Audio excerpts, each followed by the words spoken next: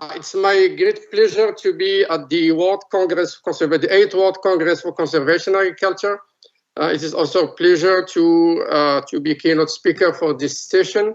My session is on communication and information sharing on conservation agriculture, and mainly promoting information and communication sharing. The outline I will be discussing outlines according to this agenda.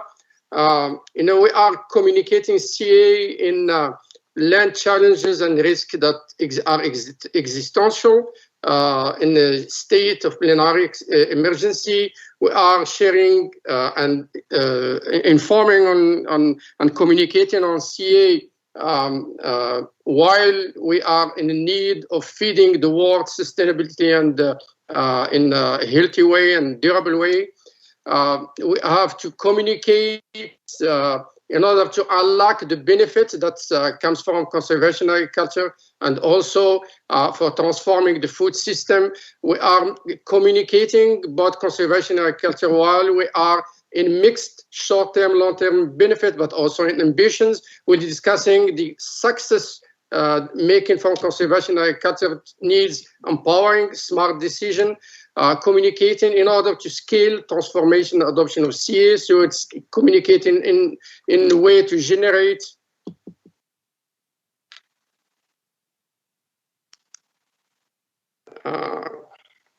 why have you changed?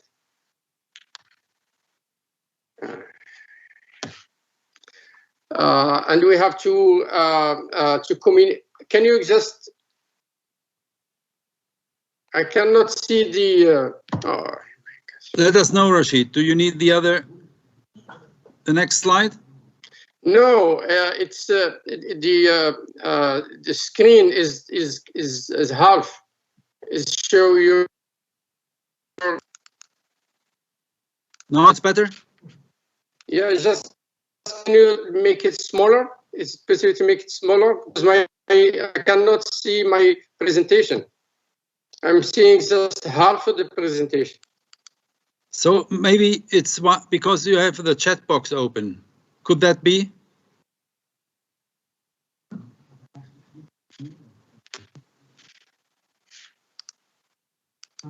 On top you have.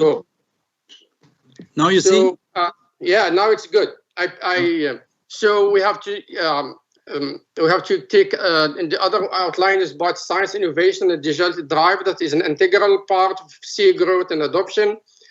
In all this context, we need to set up framework for CA sharing and communication. This framework should be helping to have a continuous innovation and also lifelong learning from all stakeholders, including farmers. We'll be discussing the knowledge sharing information system component. We have to redesign and build up this information system in order to be a challenging driving determinant of CA adoption. I will be giving some example of communication sharing tools and networks, mainly focusing on farmer and driven by farmers. We have to do a lot of initiative and challenges that are now existing. We'll be discussing this and we'll give a final takeaway message. Next, please. So when communicating on conservation agriculture or sharing all this knowledge that it was possible through this almost century of CA, we are in the very under state of planetary emergency. What I mean that the many human and earth system are increasingly fragile, and that there is dramatic environmental degradation, maybe that could be run out of control. A lot of desertification going on, a lot of erosion, salinity, eutrophication, and we are also in damaging tipping cascade. So there is an upgrading of all this form of environmental degradation. The global warming now is becoming more catastrophic for livelihood, maybe for the poor, where conservation agriculture should go. The current 1.2 degrees C of warming is already dangerous and likely to reach 1.5 by 2030. The ecosystem, the biodiversity food system are threatened. So we have to communicate in those land challenges and those risks. So we have to be very, very vigorous, very challenging in this in communicating about CA. The next, please. So another land challenge is to feed the world sustainably. Everybody should eat should have good nutritious food. So there is need to understand urgency and also to raise the alarm through communication, through information. We have to have a strategic coordination, inclusive governance, both at the global level and also at the local level, at the watershed, at the farming level, at the farming ecosystem. So when we communicate, we have to strengthen the capacity and skills of all that intervene in this this big project of CA communication and adoption. So we have to shift to sustainable intensification through science-based conservation or regenerative agriculture. Next, please. So when we communicate, we have to unlock those benefits in order to transform our food system.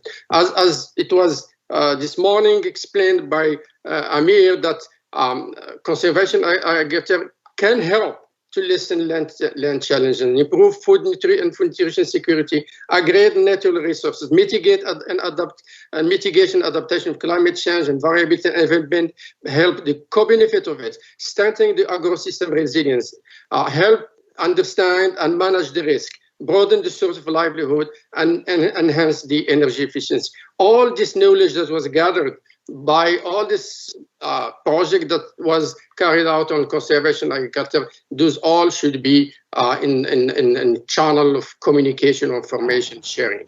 At the same time, when unlocking benefit, we have also to carry a lot of human development and capacity development per se. So there are a lot of technology information progress going on and should be advanced again. A lot of income generation, labor productivity that we have to communicate on them. That we have known that CA can alleviate poverty, drug dairy, and so on. So a lot of skills development has already been, and all this should be used in order to unlock the benefit, communicate, and help to transform the food and to bring a healthier and sustainable food system. Next, please.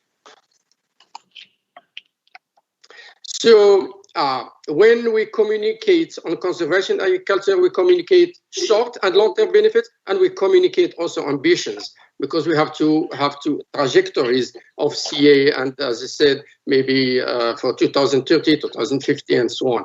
So we have to have a parallel strategy that combine food security and climate mitigation and adaptation. So when we communicate in complexity, but as well as in integrity. When we, as you can see, each CA function with example with control will deliver multiple components delivered by multiple components of the CA. So it's mulching, variety selection, timing. So we have to communicate the integrity of the CA beneficial impact. For example, when we have one component of, for example, the crop residue maintenance, it has multiple functions. Some of them are long-term, some of them are short-term, and all these should be communicated to farmers, community stakeholders, to private sector decision makers. So we have to be in a large-scale CA resource connected to deployment, and we have to be in full spectrum of producers, scientists, educators, advisors, and policymakers. All should be sharing this communication strategy as an integral part of upscaling process. Next, please. So when making conservation agriculture success through communication, we have at the same time in the way to empower smart decision by farmers, by policymakers, by researchers, even by students, why not, by young people. So when we do those success stories, every time we say that farmers are resource limited, heterogeneous, risk averse, are not connected to any information extension system. But these should not be excuses for procrastination and delay of adoption. We have to access and recognize the risk, the real risk, and the impact of conventional agriculture with rigorous uprightness. And in the main way, we have to empower farmers and acting agents to make smarter decisions and durable choices for making their conservation agriculture success story. We have to go away from business as usual, we'll go away from linear model of research and extension farmers and go a bit to more effective and innovative way. We have to be more reliant on knowledge, on skill, on technology and experience for effective CA management and use.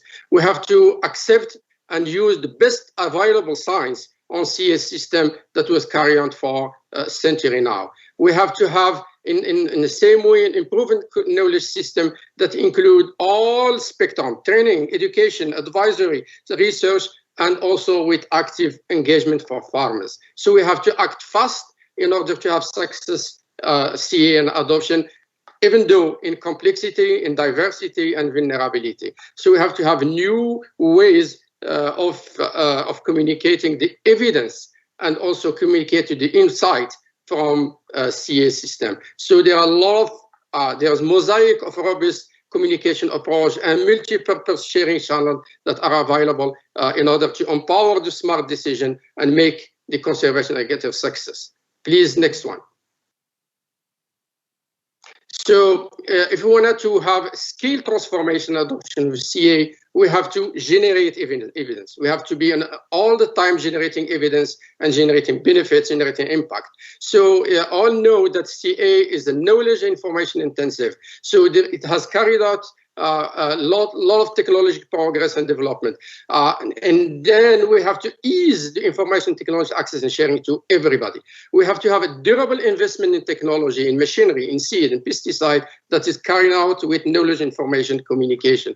We have to have an enabling resource allocation. We have to target these resources to the need, to the priority of CA stakeholders at large. We have to have strong capacity development and skill building of all, and we have to diversify communication channels in order to have an innovation information sharing system and approach that broaden the adoption and also ease dissemination. Next, please. So we are now in drive, in movement that we have to combine science, we come to innovation and digital, and it should be all integral part of the CA growth and adoption. So CA innovation is knowledge intensification. We still have to intensify more our knowledge alongside technology progress. We have to put science into practice. We have to use all ideas, all information, technology, products, process, service, policy that are generated from this mosaic of information this mosaic in knowledge intensification and this technology. We have to use both the emerging, the new, the complementary, and we have not to forget the traditional knowledge that's carried out from farmers. We have to be site specific, and that's why we don't have to use this. There is no size that fits all situation. So we have to transform the CA knowledge, the research result, and the science-based benefit. We have to transform that to skills. We have to transform them to curricula, to awareness, and to positive change that are aligned with the anticipated need of farmers and users. We have to bridge the connection between. We have to bridge connection gaps between science and farming actors, and this is the only way to communicate wisely on CA. Next, please. So that means that we have to be in system thinking. We have to be in a systemic approach. We have to be entail wide-ranging transformation change. We have to be in disturbance in the scale, in the timing, and edging. Way of communication. We have to be learning a lot about feasibility, attainability of CA in a changing set, in changing perspective, and avoid desirability. We have to explore and in-depth explore benefit, leverage trade-offs across context and trades when we communicate, when we scale, when we share this knowledge. We have to bridge insight and ambition. And we have to empower our societal capacity and goals in order to communicate, and all this through science, innovation, and digital. That means that we have at our hand a wide and diverse range of performance metrics, and we have to set sustainability indicator that with variable data quality and comparability in order to strengthen and enforce our communication pathways. So the CA system should be allied with advanced technology as well, with artificial intelligence, with digitalization, with high-tech communication and management tools, with dynamic modeling, with precision agriculture, and we have also the time to balance synergy and trade-offs when communicating our CA knowledge information. Next, please. So our framework of CA sharing and communication should be in a continuous innovation, should be a lifelong learning.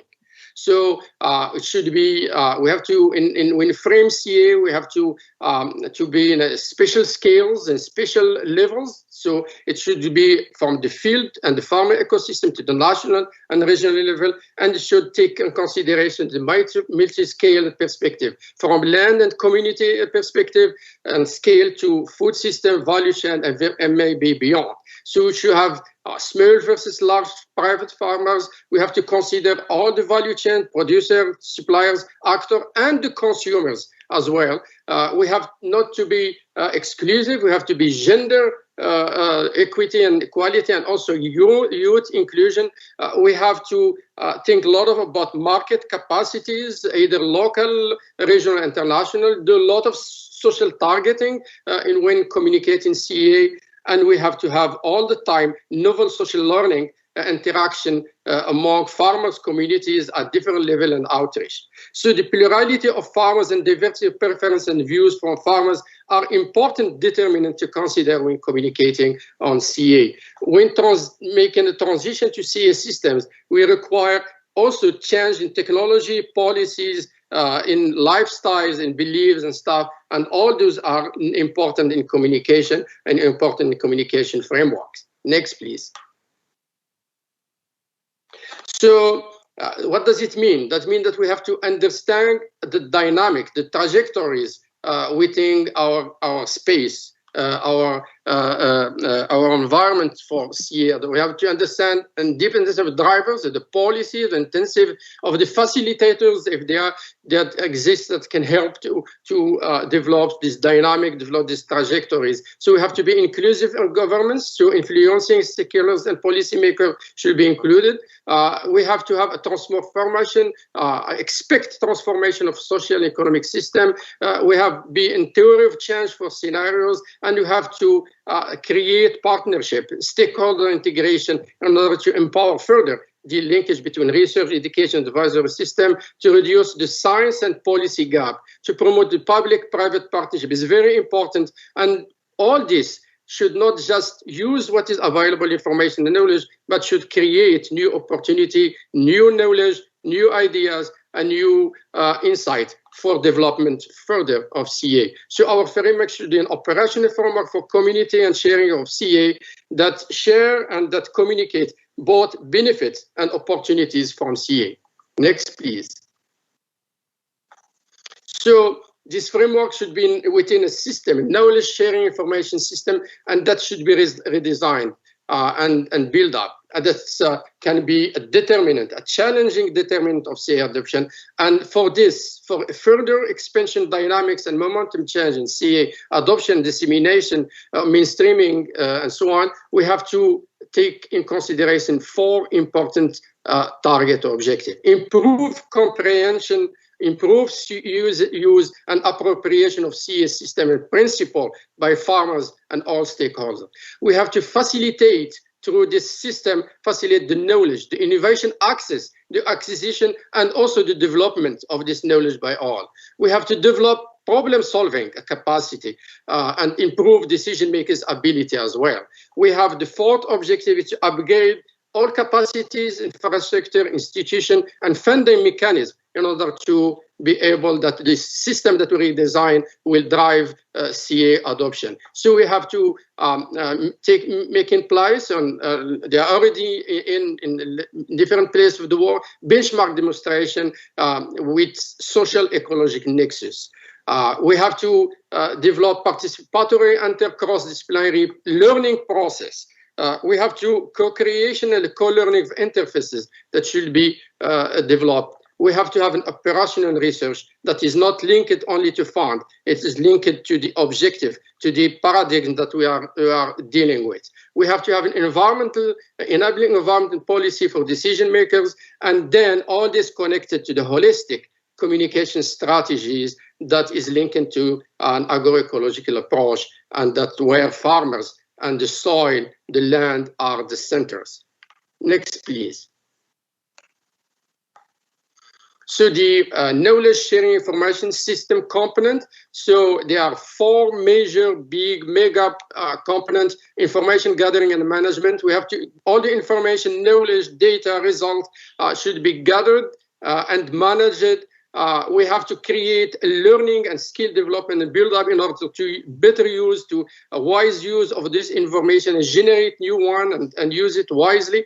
And then we have to communicate it and share it in pathways, in durable pathways, and also, and from this communication, have inclusive decision-making process, solving problem processes that should be strengthened, and also be helping to get opportunities, to have trends and also trajectories for.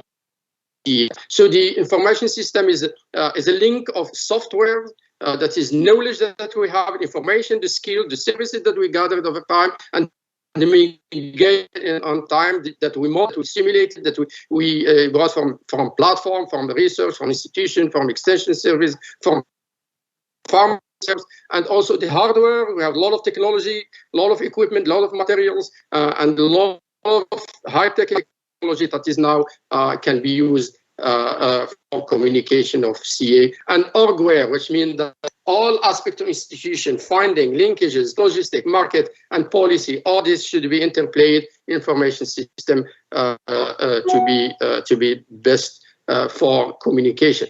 And next, please. So now let me just give you some tools and networks that exist worldwide. So the most important is the farmer-to-farmer exchange and farmer-centered knowledge sharing system. It's very important to develop such frame. So we have to develop farmer-driven knowledge network, peer-to-peer learning, informal knowledge exchange among farmers. We have to develop farmer innovation, so and on-farm participatory research, including field and living labs. We have to benchmark. We have to have farmer-based learning alliances that include learning center-based meeting, exchange, visit, farmer field. We have to diversify all this. We have to have beginning farmer initiative, including farmer working group, farmer-to-farmer next champions, leaders in CA that should be used for communicating on CA. You have to develop CA information service. All this information that is needed to develop CA, organic agronomic CA, maybe weather data, all should be developed and for communities as well as for agribusiness manager. So extension facilitate regional studies and local studies in order to have cross-border knowledge and information sharing and capturing experiences and success stories. We have to have local international agricultural shows and fairs, communicate through social media for and by farmers themselves. We have to create knowledge and web-based interactive platform for farmers and by farmers, improvement of information quality using framing media, curriculum development, online learning and training. So for higher legitimacy and effectiveness and efficiency in delivering concrete, we have to use an easily understandable language and focus on farming, on farmer needs and opportunities. Next, please. So other communication information channels and initiative, the creation and enforcement of CA Center of Excellence, technology consortium, competence centers, think tanks, CA think tanks, all that's important, both at the national, regional, international level that help to communicate and also have to lobby for CA, and the African Conservation Network has already developed a Center of Excellence CA at different regions in African continent. We have to develop long-term RD and research and development and co-innovation platform at national level that will help a wide spread of CA, and our permanent platform that can help CA learning, can help CA research, can help CA extension, CA expertise, and so on. We have to increase the international and regional congresses and happening, and workshop like the one that we are in is very important for cross-border information sharing on CA.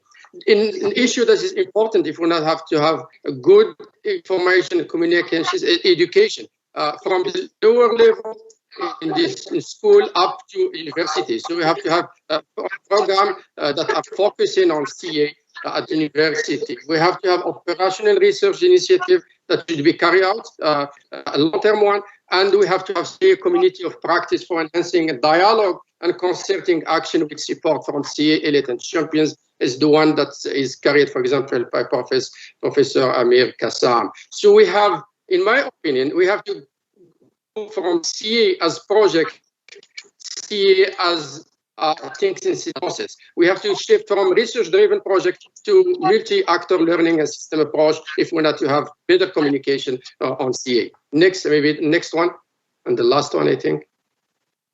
So final takeaway, if we have to narrow the implementation and adoption gap, we have to have high commitment to sustainability, and it should be an urgent matter, which should be linked to rapid adoption of CA, which is the pathway to it, to sustainability. We have engagement set farmers as equal partners in CA adoption process. We have to have a systemic, dynamic, holistic framework is necessary to capture, to analyze, to synthesize, and to make available all relevant information and knowledge on CA to all users. The CA knowledge and information sharing is equally challenging and dynamic, both challenging and dynamic issue for all, for farmers, scientists, extension services, agribusiness, and policy. We have to be in the spirit. We have to create a strategic partnership and platform for sharing, for shared learning and knowledge co-production. We have to co-produce and co-communicate the CA for higher adoption and higher mainstreaming. We have to, the strategy and mechanism exist for communication, but should be strengthened and implemented for effective communication and management. We have to synergize and eliminate further what is already available in communication information sharing initiative in order to increase CA adoption and its impact. And any CA adoption roadmap should be site-specific, should be anticipative for the future, and should be inclusive to reconcile all the CDG, all the Sustainable Development Goals. And thank you. Next slide, please. Many thanks. Thank you very much. I was on time. Excellent presentation. Thank you very much. Can you hear me? Yeah, I can. Yeah, I do. Yes, Dr. Rachid, thanks a lot. I apologize for the inconvenience happened at the beginning of the session. So we will come back to you with the questions received from the audience. So dear colleagues, we move forward. The next speaker is John Landers. He will present us the next steps for conservation agriculture. John is a British agronomist. He is a pioneer of zero tillage in the tropics in Brazil. So ich was sagen? Sorry, Hafiz, to interrupt. Well, yes. John Landers is actually not online with us, so we have to skip him for now. But I'm glad that you made it to. Okay, then okay, let's get for the case. Yeah, it's Keith Poe. It's Keith Poe next. Okay, I'm dismissed. Okay. Thank you very much. No problem. So I'm sorry again. So Keith will be presenting promoting conservation agriculture with smallholder farmers in Tipitapa, Nicaragua. So Keith is the agriculture manager at the American Nicaraguan Foundation and provides oversight to delivering solutions to rural poverty through improved food security and income-generating initiatives. So floor is yours. Thank you, please. Good afternoon and good morning. My name is Keith Poe. I work for the American Nicaragua Foundation as the agriculture manager. I've been working for ANF for the past 5 years. Today I'm speaking from the Agriculture Training Center that the ANF runs near Tipitapa, which is in the outskirts of Nicaragua. I will begin to share the presentation.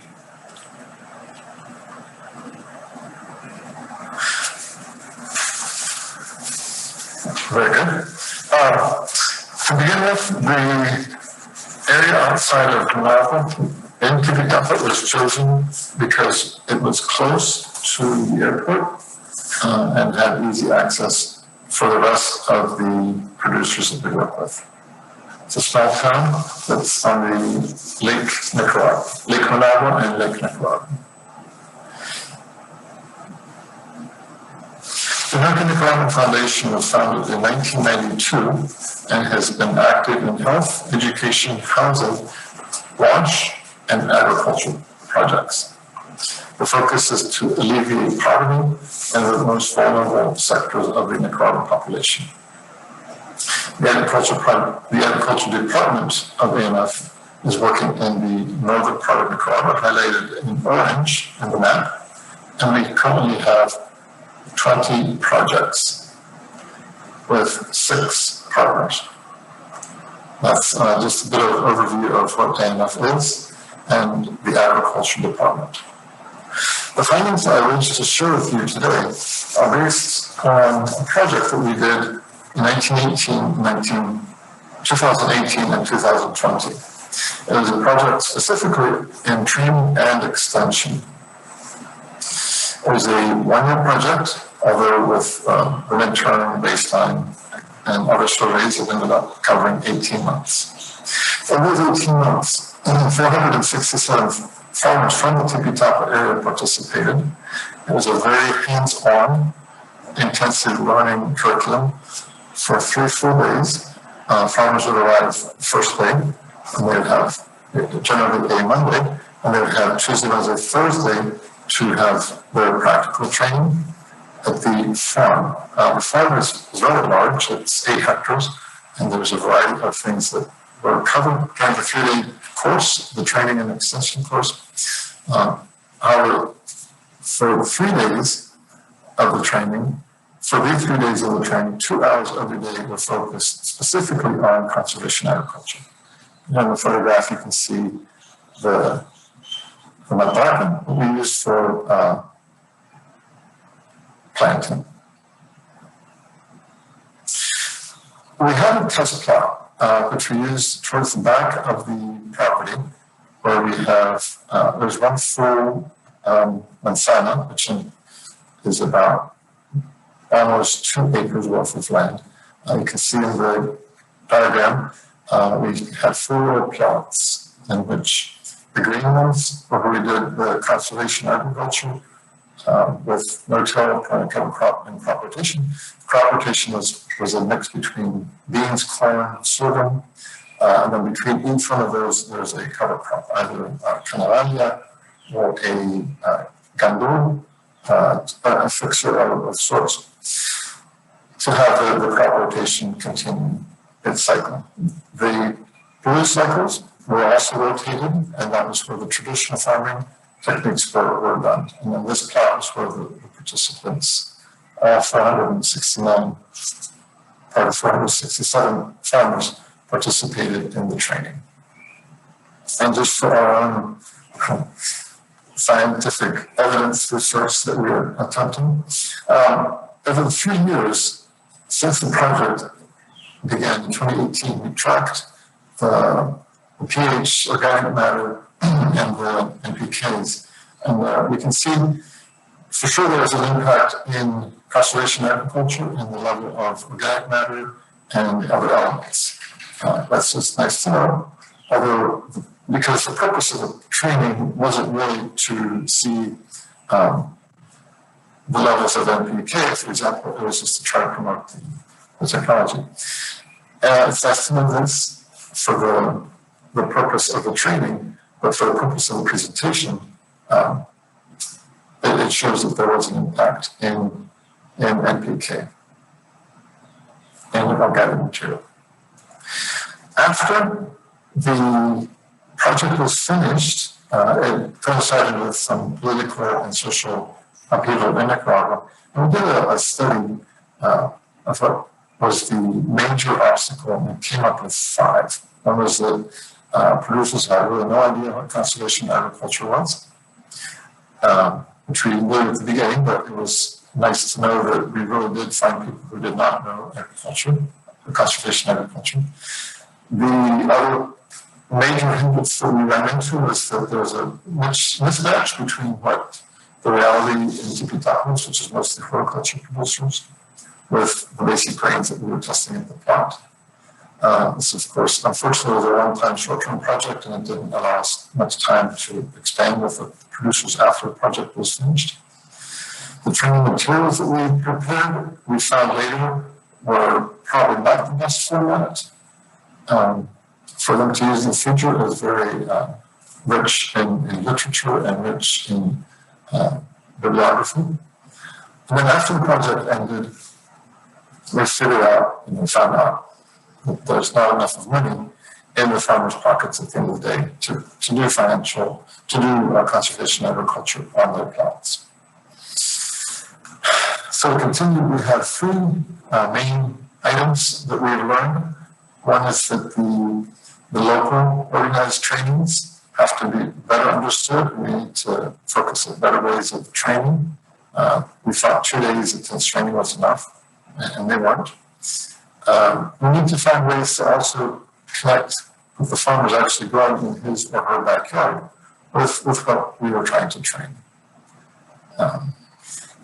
Of course, the final lesson learned is that if we had a few more years to work on it, we would have a greater impact.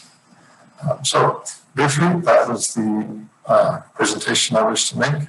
And more than anything, it raises a lot of questions regarding how we did things wrong, and serves as a good learning tool for the future. So at this point, if there's any questions or answers, questions or observations, I'd be glad to answer them.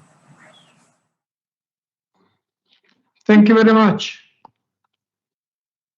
So the next speaker is Dr. Jana Epperlein. Dr. Jana will be presenting development of innovative strategies to avoid use of glyphosate in conservation tillage systems or smart weed control.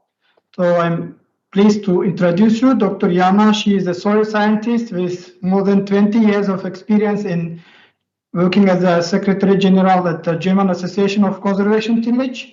And she has a vast experience on CA systems, soil science, and earthworm research, farmer networking, and implementation of the national and regional projects. Please, Jana, the floor is yours. Thank you, Hafiz, for the introduction, and thank you, and good afternoon, everybody. And yeah, I'm very happy to become the opportunity to show and discuss our initial results of this project. And yes, we have a recorded PowerPoint, so please start this.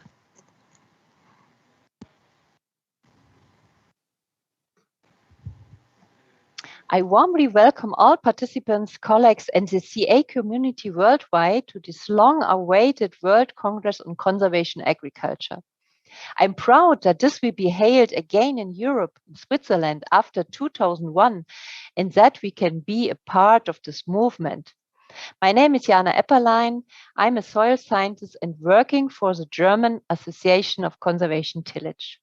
In our farmer organization, we also carry out practical experience, and I would like to briefly report today about our current EEP Agri project with the title Development of Innovative Strategies to Avoid Use of Glyphosate in Conservation Tillage Systems. In this so-called operational group, we are 5 people, 3 scientists and 2 farmers. Many thanks to my colleague Anja Schmidt and also to the farmers, and that the project is funded by the European Union.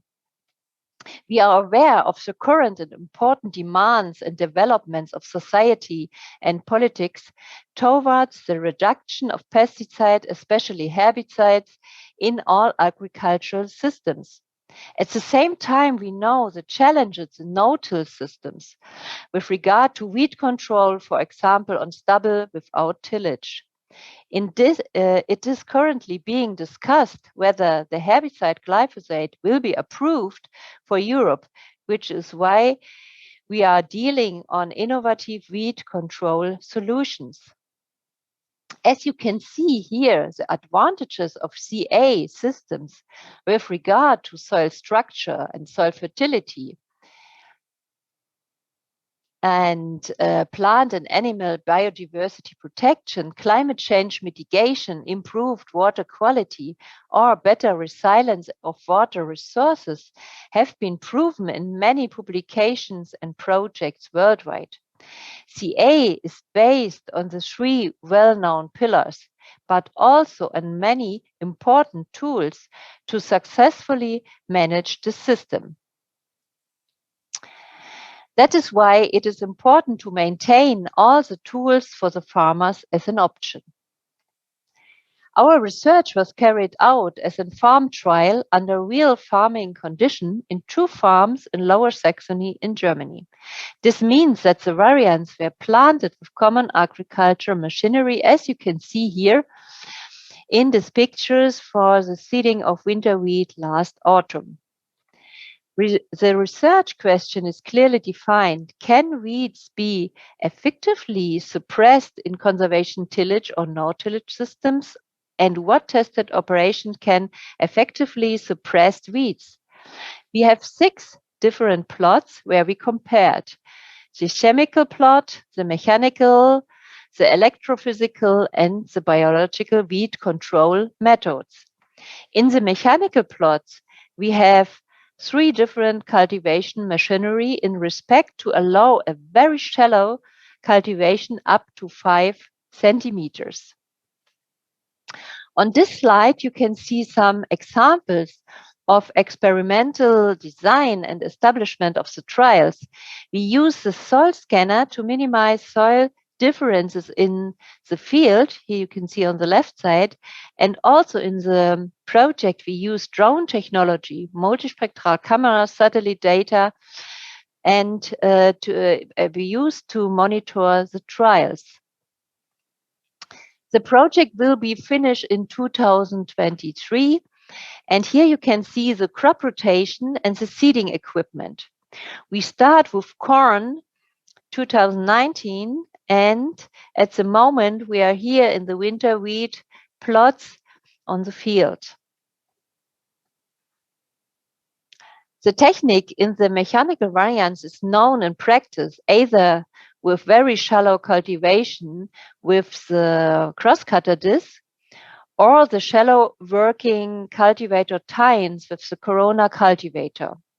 The electrophysical variant, here on the right side, work with electricity.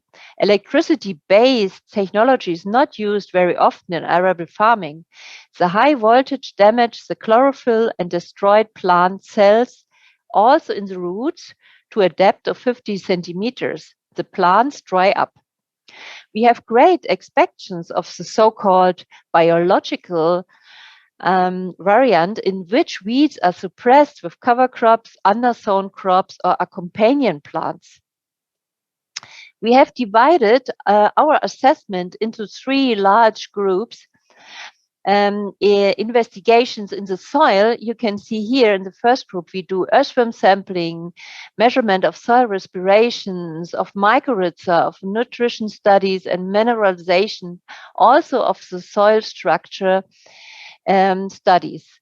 And the second group is the plant, where we have a look at the plant population and the field emergence, as well as weed assessment and other assessments. And the last group is to compare the economic aspects and, for instance, yields, but also other contribution margins, for instance.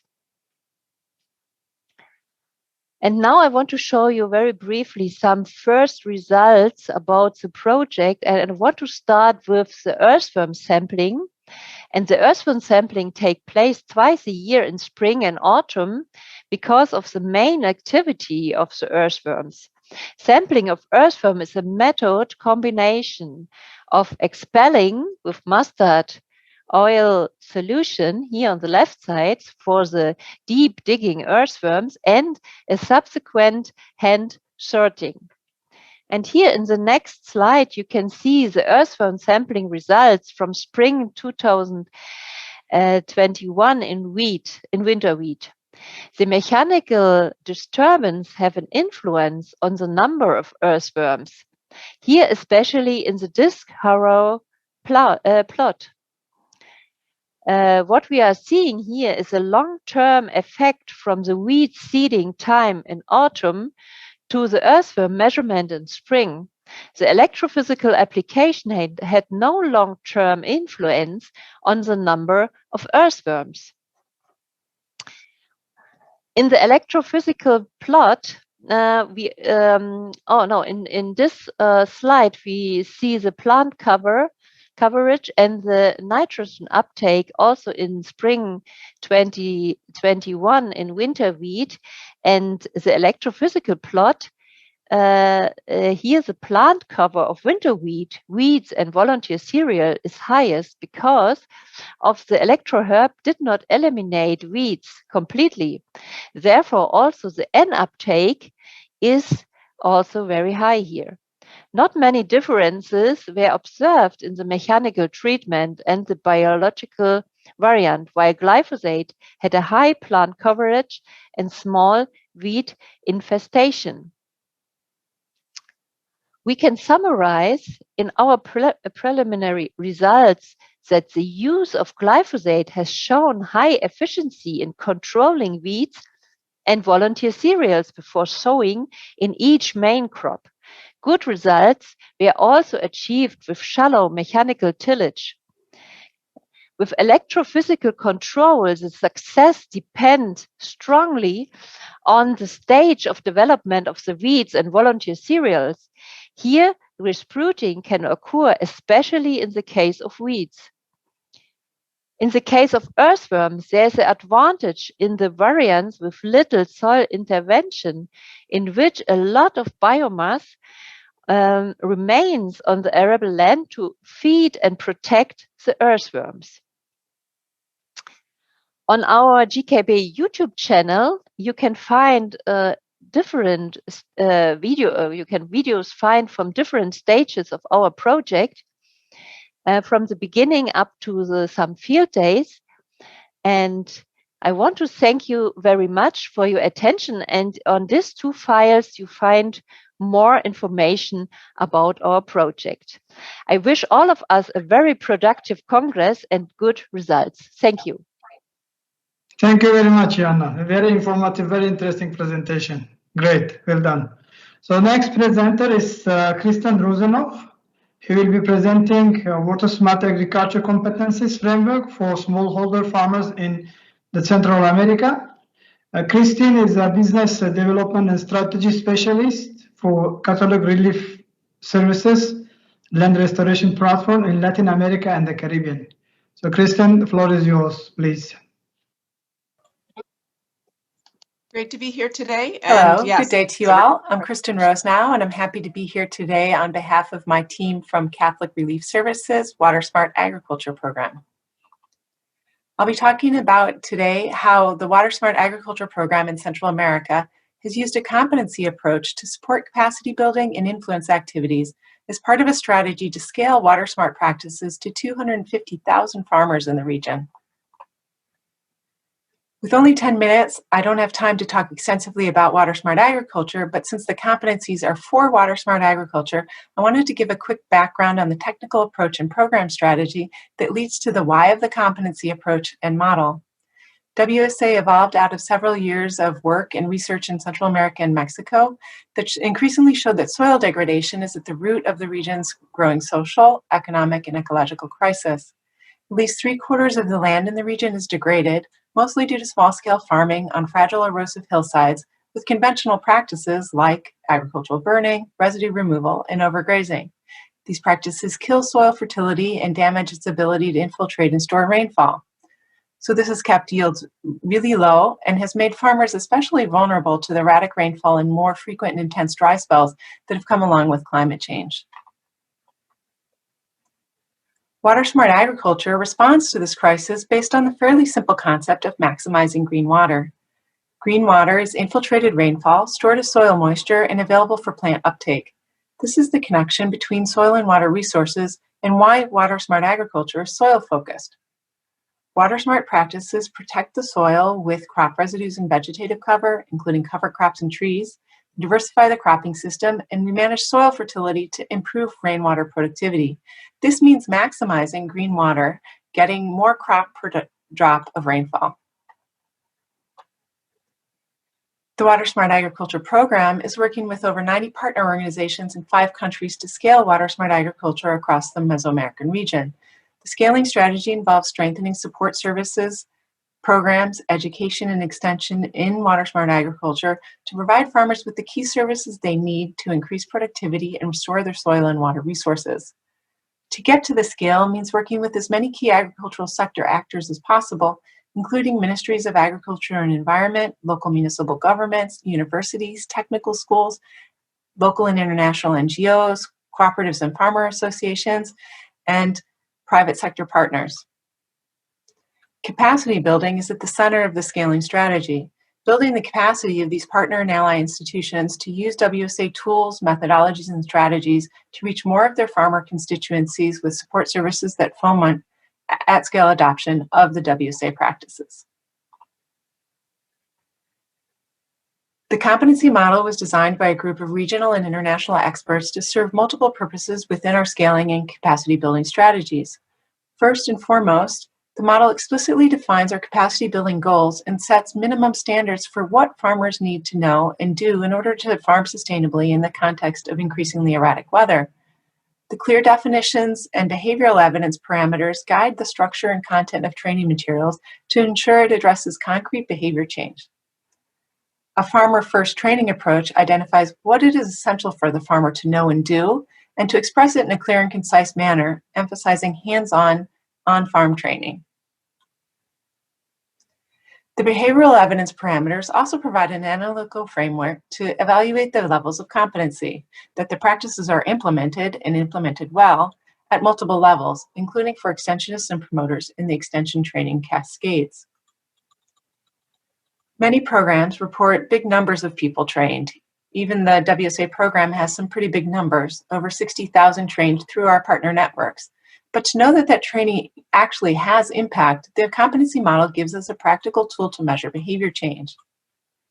The model has also guided our work with universities, technical institutes, and professional training initiatives to insert WSA content into their training and education curriculums, including with the National Agricultural University in Nicaragua and the University of San Carlos in Guatemala, where we've developed a competency-based master's program for sustainable soil management in tropical agriculture.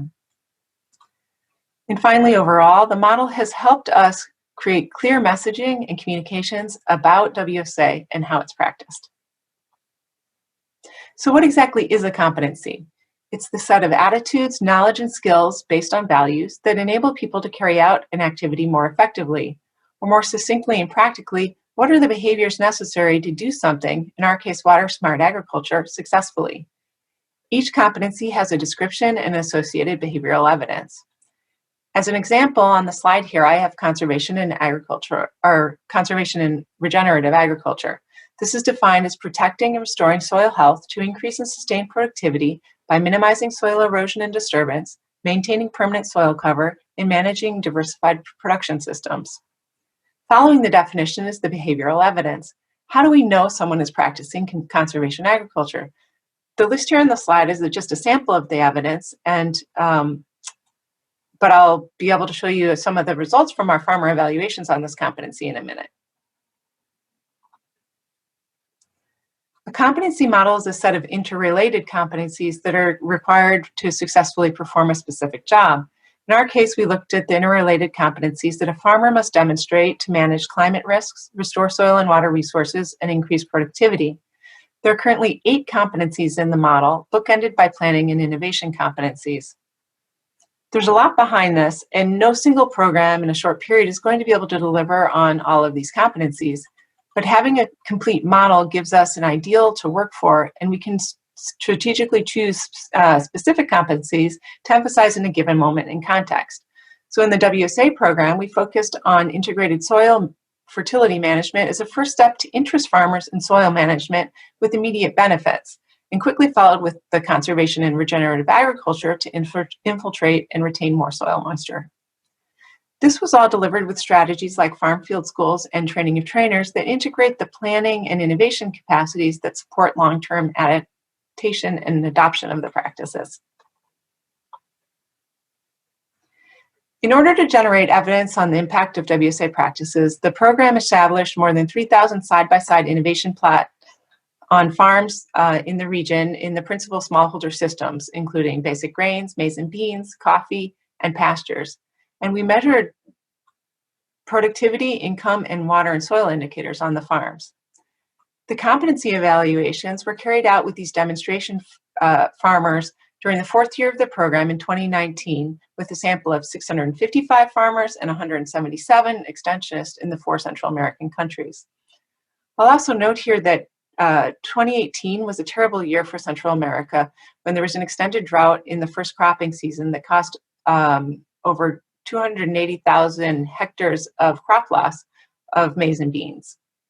So the WSA farmers were coming off a pretty stressful year when we did the evaluation. Nonetheless, our results were very encouraging. While I don't have time to go into much detail, I want to show you some of the examples of the type of information that we were able to collect with the competency evaluations. On this slide, we see that whether they primarily produce coffee, basic grains, or pasture, nearly all the farmers are keeping the soil permanently covered with mulch, crop residues, live plants, or other materials. This was an exciting, great result for us as a primary indicator of soil under restoration. Although slightly less, the vast majority also avoided burning crop residues. In a region where the primary means of field preparation is burning, this is also a great sign of positive change. Here, farmers were asked to rate their experience leaving crop or pruning residues on the soil surface. To the far left, extremely costly, and to the far right, highly beneficial. In the left column are the percentages of farmers that implement the practice, which, as we saw on the other slide, is very high. As you can see here, farmers found that the benefits far outweighed the cost of the practice. This is another great sign for long-term adoption. So this was a pretty quick run through of a lot of material, but to sum up the messages that I hope you'll take away from this presentation, the competency model gives us a practical tool to generate evidence of practice, adoption, and impact. Our competency evaluations have shown us that farmers understand the WSA principles and practices, they're adopting the practices, and they see clear benefits and value. In a wider sense, the WSA competency model supports working with others around shared concepts for capacity building and influence, critical strategies for taking water-smart agriculture to scale. Thank you so much for listening today, and if you would like to know more about this work, we'd love to tell you, so please do get in touch. Thank you very much, Kristin. Thank you. We will get back to you during the question and answer sessions. So the next speaker is Dr. Tatenda Lemann. So he will be presenting the role of sustainable land management knowledge in evidence-based decision-making for land degradation neutrality. So Dr. Tatenda is a senior research scientist at the Center of Development and Environment, University of Bern, Switzerland. Please, the floor is yours. Thank you very much for this nice introduction. And you may realize that the title of the presentation is slightly different to what has been announced in the program and just before. That's because quite a lot has changed since we submitted the abstract for the conference almost 1.5 years ago. And as we only have 10 minutes, I will focus more on the documentation and dissemination of conservation agricultural practice with the WCAT database in more general, with an example on how conservation agriculture was mainstreamed and scaled out in Tunisia. And I will focus a bit less on land degradation neutrality as announced. But before I would really would like to start, I would like to ask the audience, what do you expect to be the main hindering condition for the implementation of sustainable land management technology? And sustainable land management technology always includes also conservation agriculture. So in a publication on rangeland management in 2019, we analyzed the hindering and enabling conditions for the implementation of technologies based on 233 approaches, which were documented in our database at that time.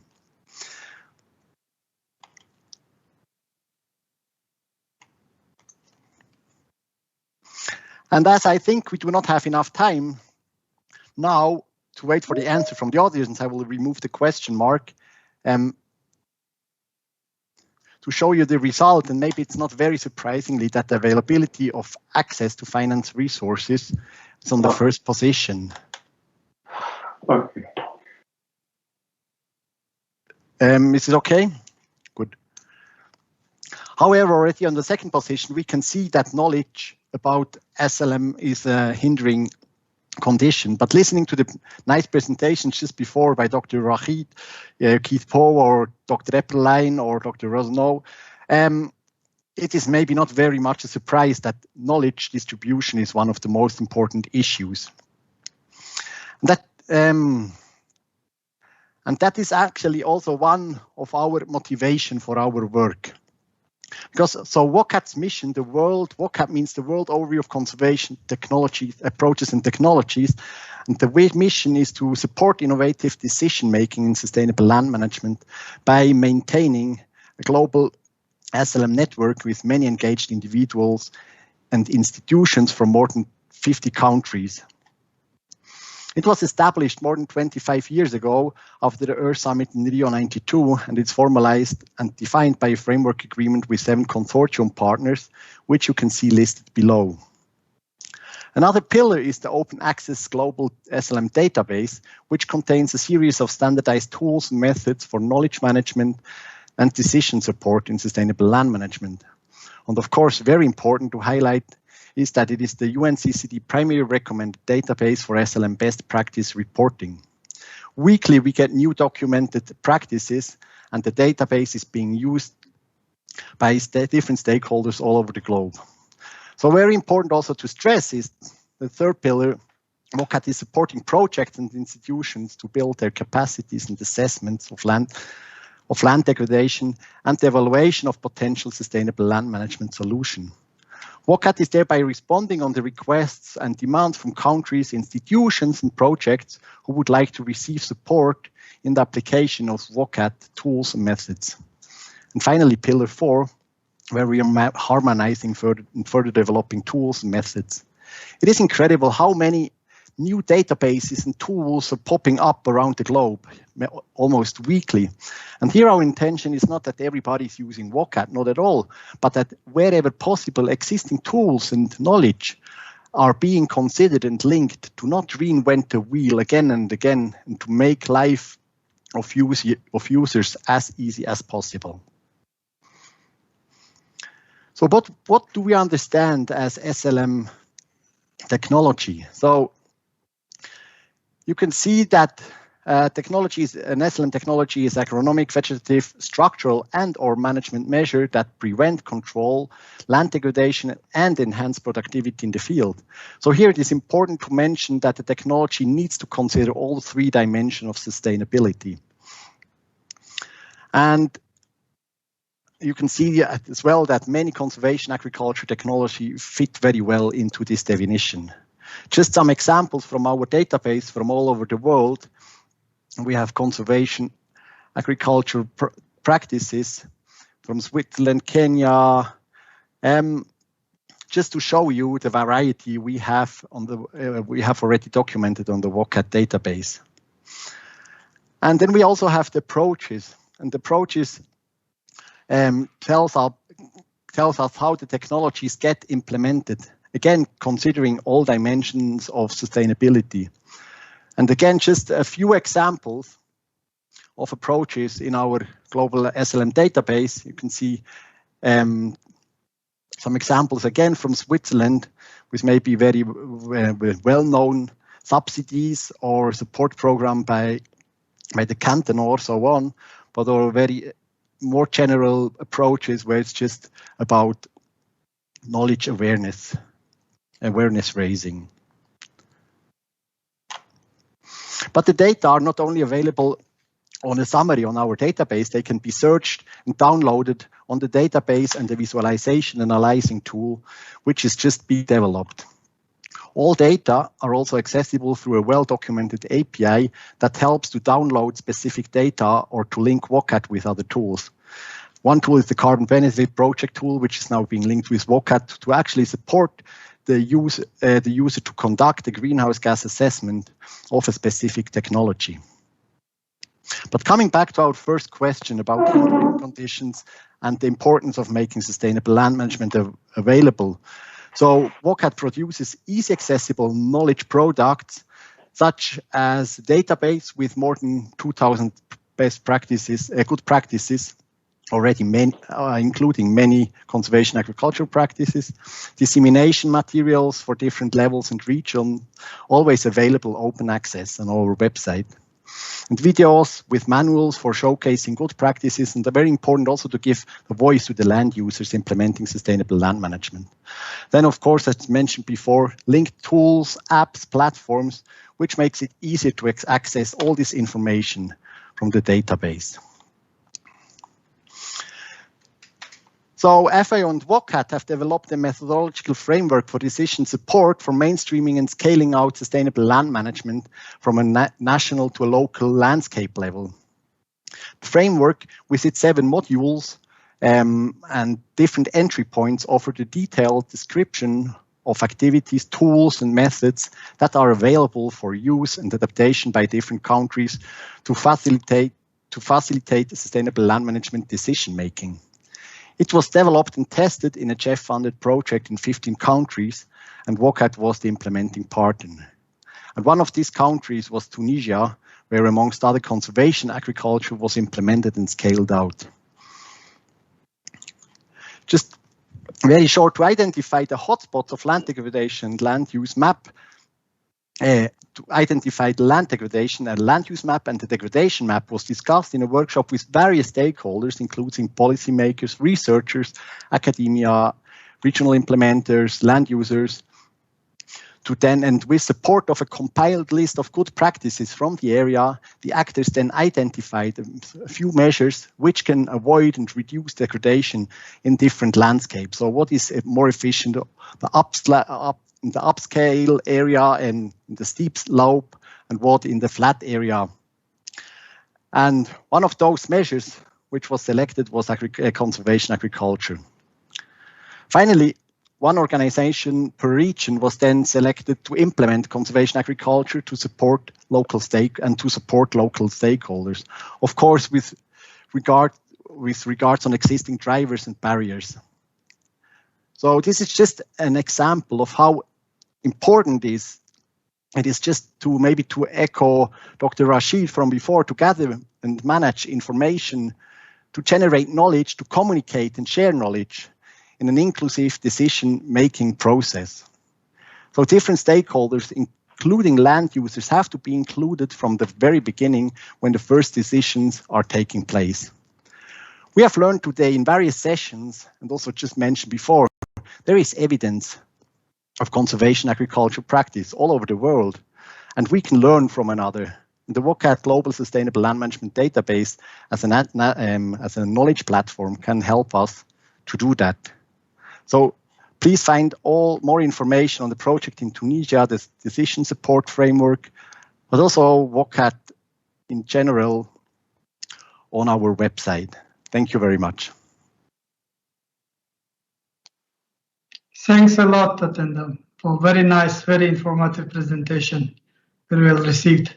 So, colleagues, I'm glad to see that Mr. John Landers has joined us, and I would like to give a floor to him. So he will present next steps for conservation agriculture. So John is a British agronomist. He's working working for Brazilian Federation of Zero Tillage into Crop Residue and Irrigation. He has vast experience and he was pioneering on zero tillage in the tropics in Brazil. So John, the floor is yours, please. Put him back. Good evening, everyone. It's a great pleasure to speak to you here. Myself and my co-authors were of the opinion that conservation agriculture needed to evolve in terms of recent advances.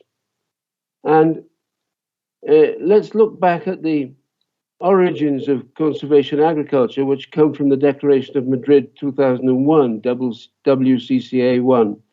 And one important quote is, "The conservation of natural resources is the co-responsibility, past, present, and future, of all sectors of society in the proportion that they consume products which emanate from the exploitation of these resources." There was another part of the declaration which said, it follows that the environmental services provided by farmers practicing conservation agriculture should be recognized and recompensed by society. Without payment for environmental services, society is hypocritical and sustainability eludes us. Next, please.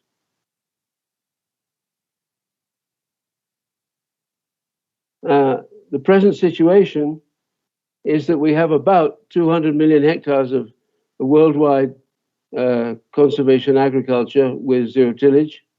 And this has been pushed quite a lot by FAO and the national federations of zero tillage.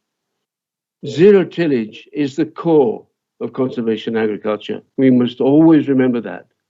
But after about 5 to 10 years, farmers think that they know it all and they want more.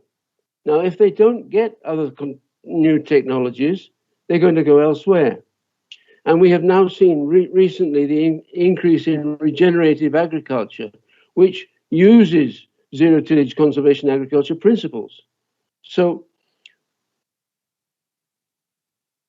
this word regenerative is a lovely word and expresses much better than conservation what zero tillage does to soil to regenerate it. Next, please. Let's look at the number of compatible new technologies that we've got around over the last 20 years. Recently, biological controls have come to the front. Cover crops are getting more and more used. Rock meals in Brazil are being used to substitute chemical fertilizers. Precision agriculture allows you variable rate applications over the field. Drones allow you to scout and spot spray little areas of infestation. We have controlled traffic farming, which almost zeros the compaction occurring with traffic on the soil. Benchmarking is needed and is being used with technical indicators. And there are more coming. Next, please. Lay farming, I'm going to skip that. Everyone probably knows about it, but it is very important just to remember that it has high potential. It needs top management and investment, if not already on a mixed farm. Next, please. Next, please. The longevity of the zero tillage conservation agriculture system depends on these factors. First of all, I'll repeat again, payment of environmental services on and off farm, and these need to be direct to the farmer. Incorporating and promoting under zero tillage conservation agriculture new, compatible, sustainable, and profitable technologies. And also we need the maintenance of international commodity prices, otherwise farmers are in trouble. And we need case studies showing the long-term impacts of cover crops to make farmers understand that they are profitable and they're not a loss leader. Next, please. Now, looking at all this, the world really needs a single definition of sustainable agriculture. This will facilitate payment of environmental services. It will help to deconfuse the consumer, because there are so many things said about sustainability, and there are many, many different definitions. Also, this would allow to unify methods of achieving sustainability. And what we need to do really is to link all farmers, all progressive farmers in conservation agriculture, regenerative agriculture, and organic agriculture. And doing this, we will reduce the cost of promotion of our products. Sustainable farmers must be looked upon as guardians of natural resources on their farms and worthy of payment of environmental services. Recognition of payment for environmental services implies higher food prices when this is integrated in the food cost. But this also implies then that payments of environmental services should be subsidized from society to the farmers. Next, please. Now, conservation agriculture is really approaching organic in many areas. Biological controls, for example, are expanding very fast. 2 years ago, we had 17% in the world and 70% in Brazil.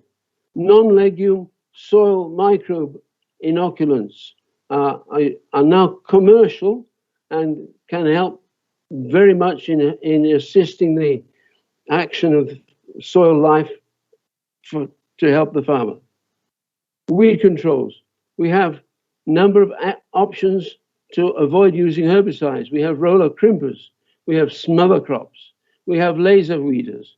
We have electric shock weeders and superheated steam weeders. So we need to develop these technologies so that we can get away from herbicides as possible. Rock meal, manure, and bokashi extracts from anaerobic compounds are now being used as alternative sources of fertility, and some very successful examples I had. Rotational controls are very, very important, but here we really need a pluriannual rotation with no crop planted in the same year or the year after to cut the cycles of pests and diseases. Intercropping too is very interesting with legumes and cover crops, because here you can increase the nitrogen obtained freely from the atmosphere for the crop. Next, please. Now, to be sustainable, organic farmers need to stop plowing or cultivating the soil and adopt zero-tillage conservation agriculture. This will give them high biological activity in soil, the mulch effects with reduced evaporation, weed control, feed for soil microbes, erosion control as well. This will also eliminate the cost of soil preparation, which is a gain in profitability. Biocontrols for pests and diseases will also do this. Improved drainability will occur because of the crumb structure improved by conservation agriculture. And the Organic farmers will get better yields and profits. Next, please. Now then, I want to talk to you about the unfinished symphony of soil biology. And for this to be appreciated, you need to think like a rhizosphere. Root exudates solubilize phosphate, which is fixed in soil, and other nutrients. They feed beneficial microbes in the soil. They form crumb structures, which increase the oxygen and the water holding capacity and root penetration. Earthworms and beetle larvae, they eat straw. They increase rainfill infiltration with their burrows. They enrich soil with their feces, and residues are digested by soil life to humus. Zero tillage preserves fungal hyphae and all soil life. Next, please. Conclusions. Effectively, payment of environmental services with payments direct to farmers are vital to resource conservation in the future. Zero tillage conservation agriculture must be profitable. A farmer in the red cannot look after the green. That must be understood by society. All sectors of society have co-responsibility for resource conservation, where the farmer is key. All farmers and the world need a common definition of sustainable farming practices under a zero tillage conservation agriculture umbrella. We need an international congress and prior working group to develop this concept for all working farmers so that we have a unified definition of sustainable practices in farming. Thank you very much, and God bless the farmers. Thank you very much, Mr. John Landers. Actually, I'm very pleased, I'm very happy that you managed to catch up. So excellent presentation, excellent presentation. So based on evidences, based on very long experiences, very much appreciated. So colleagues, we have one more, Mr. Landers, we can come back to you if there would be any questions. Thank you. So we have one more presentation left. It's by Mr. Guillermo Carvajal on Reverte, restoring degraded pasturelands in Cerrado Biome. So Mr. Guillermo is the head of sustainable and responsible business for Syngenta Group in Latin America. So please, floor is yours, Guillermo. Thank you. Thank you for your introduction, and I would start with the video recorded presentation, please. Good.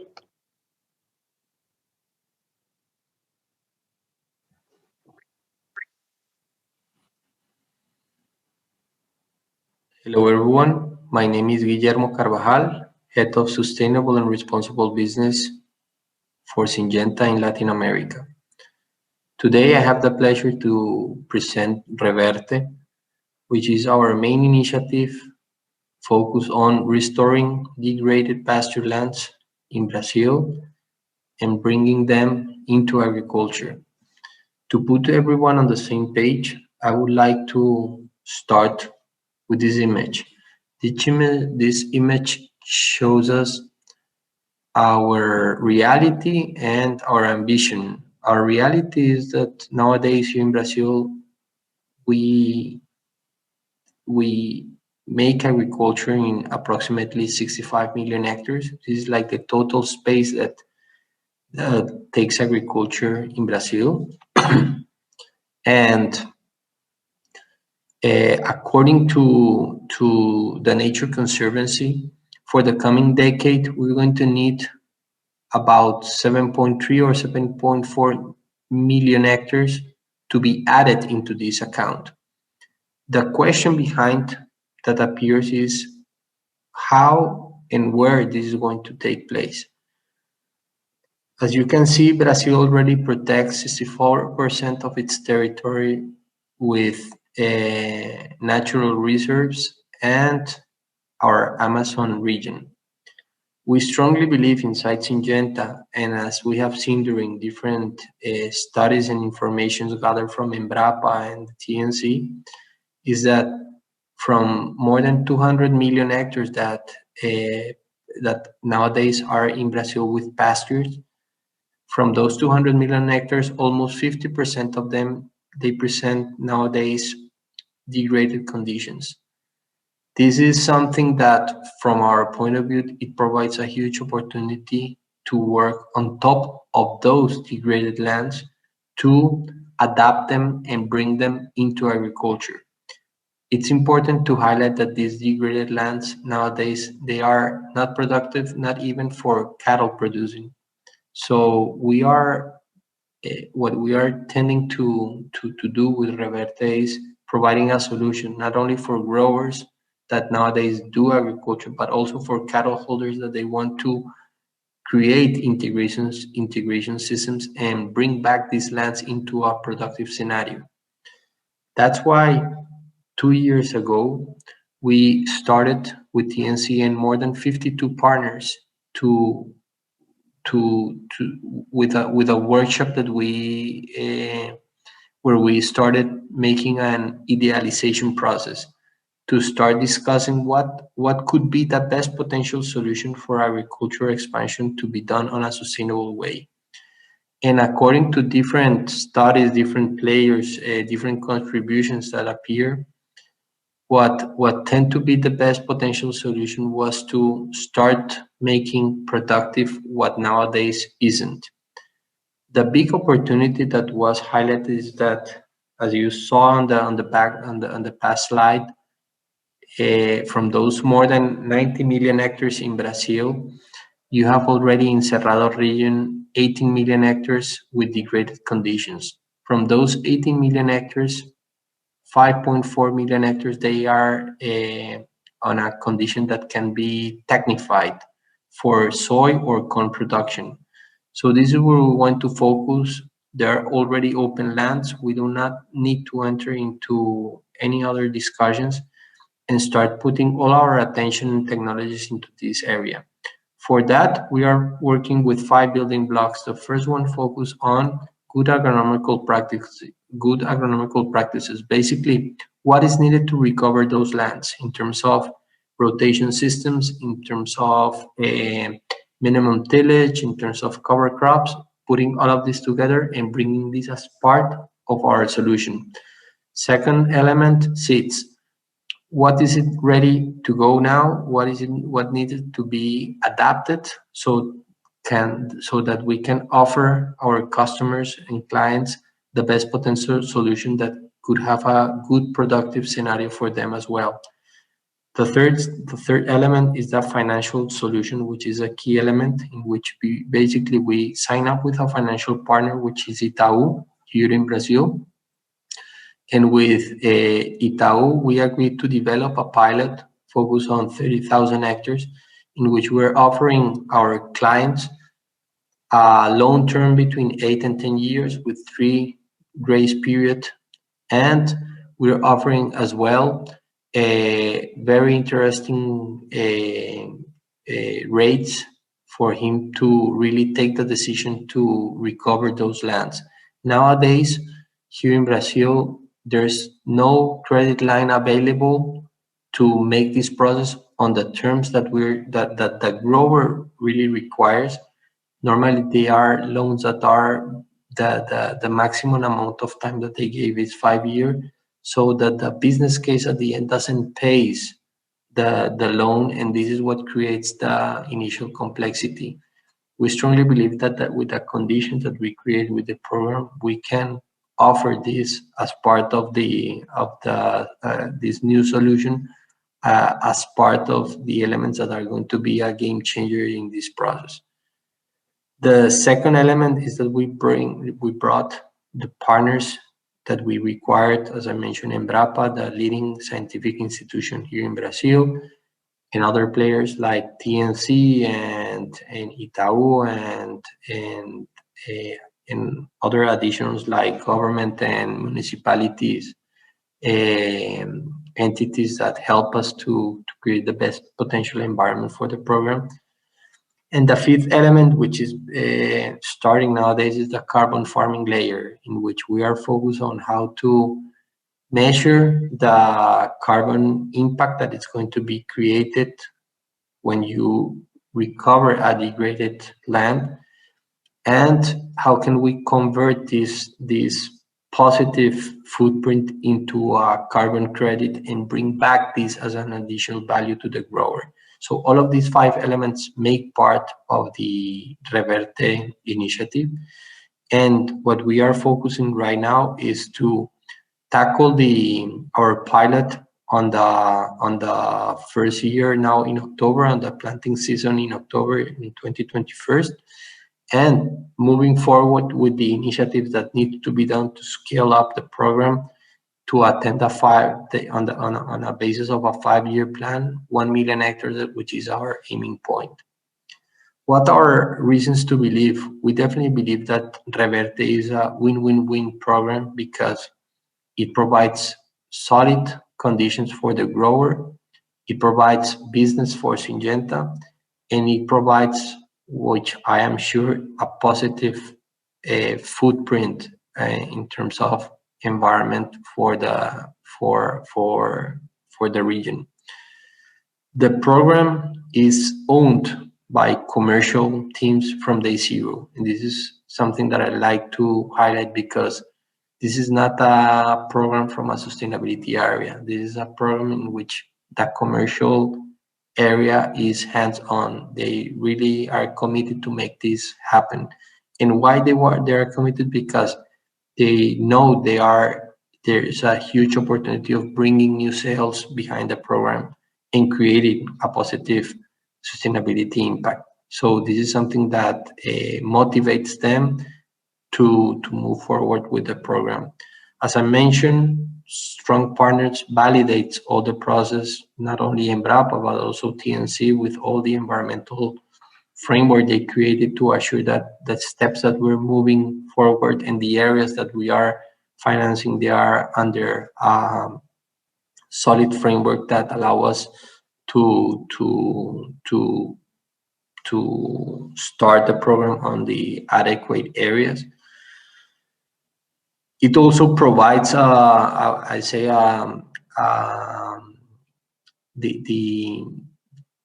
the opportunity to expand agriculture over non-competing areas that nowadays is something that the business looks forward.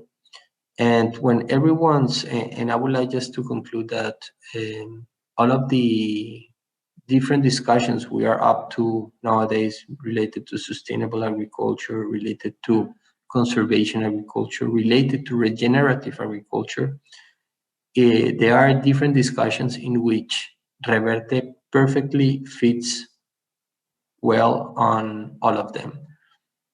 When we are confronted into these discussions, we know that Reverte, the elements behind Reverte, they bring us all the elements behind to present it as a solid proof point for this type of discussion. So we are very proud to move forward, and I'm keen to listen to potential questions that you might have on the coming stage.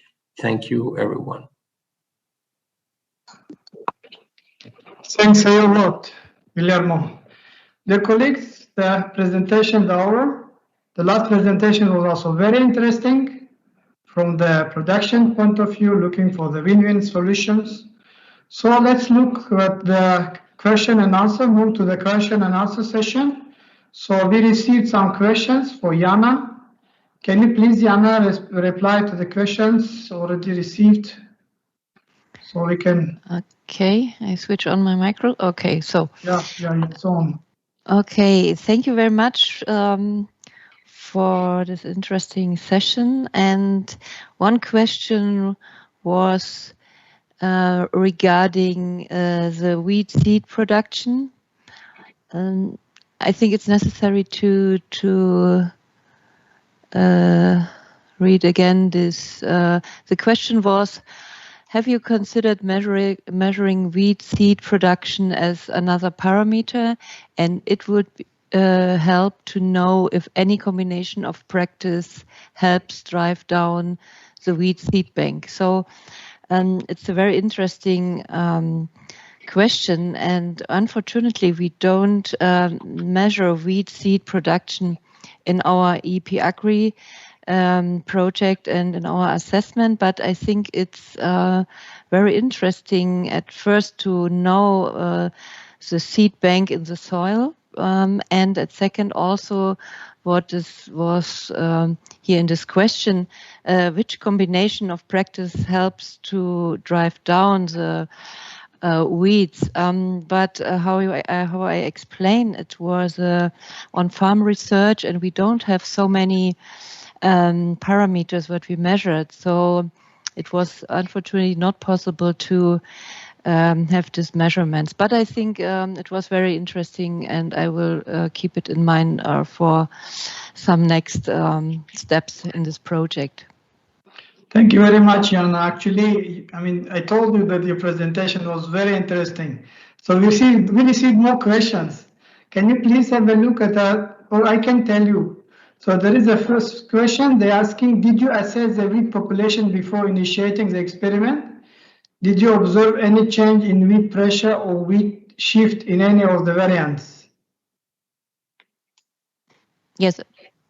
But also, yes. Hafiz, sorry, I think this question I have read and also answering of this question. Okay, the second question, do you think that tillage, even if shallow, can have an impact on the wheat seed bank? What amount of residue do you consider recommendable for your condition to prevent wheat emergency? Thank you.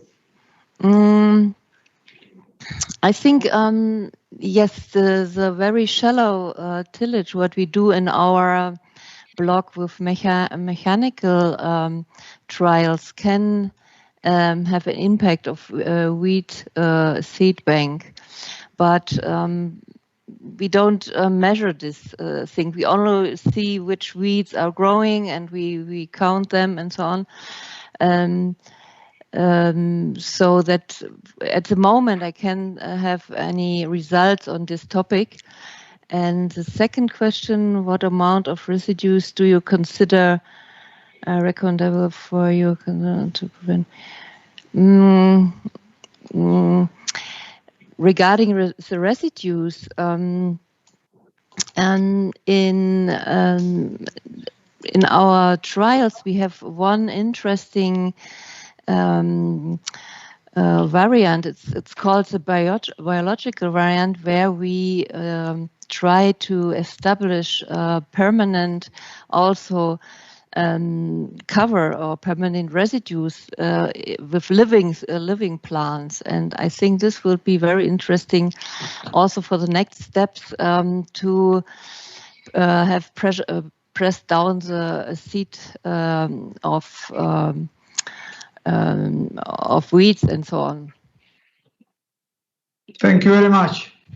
That is a very interesting question. Maybe Dr. Rachid or John Landers, they want to take it. They're asking, how do we ensure a symphony of ecology, economy, and sociology? If farmers don't survive decently, say, will be of little use. So, Mr. Landers, you want to take it, or? Yes, I can take. Can you hear me now? Thank you. Yes, perfectly. Good. Could you repeat the question, please? Could you repeat the question, please? Can you hear me? Yeah. My microphone was off. I'm sorry. So the question is, how do we ensure symphony of ecology, economy, and sociology? If farmers don't survive decently, CA will be of little use. Yeah, the farmer needs to be able to conduct this symphony. It's unfinished. We're still discovering what some of the microbes in the soil can do for us. But what the farmer has to do, as I said, is to think like a rhizosphere. The rhizosphere is the key to what's going on in the biology of the soil, because the plants can exude different exudates to control what the biota of the soil is doing. And farmers need to evaluate how they can assist plants in this aspect. We need to keep very close to the biological research being done on soil microorganisms, because it's always advancing. Thank you. Yeah, thank you very much. There is another interesting question, colleagues. So it's to everybody, anyone who can answer. Don't you consider there are many brands for agriculture now? Will not that regenerative, conservation, sustainable, and so on can misguide policymakers if you need support before the concise in terminologies? So, Dr. Rashid, go ahead, Mr. Landers. I have been looking at this very, very carefully, and I did mention that regenerative agriculture is effectively using conservation agriculture, but often it doesn't acknowledge that. But we need to get a common denominator on which farming practices are sustainable, and that should be a common idea between all types of farming: regenerative, conservation agriculture, and organics. We have to bring them all together so that we have one definition of sustainable farming practices, and then we can sell farming to the consumers much better. Thank you. Thank you very much. I would like to add also that we very often say that only CA cannot be a solution. CA's three interlinked principles could be integrated with other good agricultural practices. So to achieve the sustainability, to achieve the good results. Also, there was a comment about the environment, economic, and social. This is three dimensions of sustainability. And Mr. Landers, thank you very much for clear explanation. So we don't have any more questions in the question and answer box. So colleagues, if you want to add, because we have a few more minutes, if you consider that you missed something you want to mention before the closing the session, floor is open. No, maybe just from my side. Yes, please. I would say present an excuse, because the person who was presenting on the video was passing through a COVID situation at that moment. But thankfully, everything was successfully passed through. So just to say that if anyone have any question afterwards, we are completely open for that. Okay, thank you. May I come back? Yes, please. Seems to want to speak. I really think that we need a World Congress on sustainability, because there are so many ideas out there. Everyone seems to have a different definition. And what we really need is one definition. But this will take a lot of sorting out between the different stakeholders.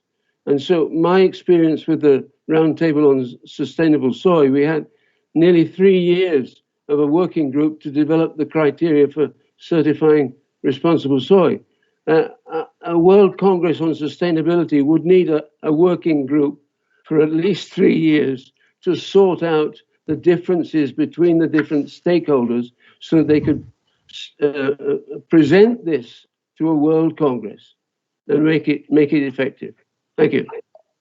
Thank you very much. Dr. Rashid? anything you want to add? Yeah, I really enjoyed all the presentation, and especially enjoyed the presentation by John Landers. I was very happy to have him with us at this, and is inspiring, highly inspiring thoughts, and we really missed him. We really missed his thought, and I think that communication maybe is one of the big words for adoption in next maybe 5-6 years. And also when we communicate, we have to communicate good terms. We have to communicate in a right way with, and we have to give it with momentum. As Lander said, sustainability is an issue, but everybody will think of it differently. So we have to have a good definition, a right definition. So we have to have the right communication and right sharing systems. CA is developing a lot. CA has developed in terms of technology, in science, in policy, in social, in societal, and so a lot of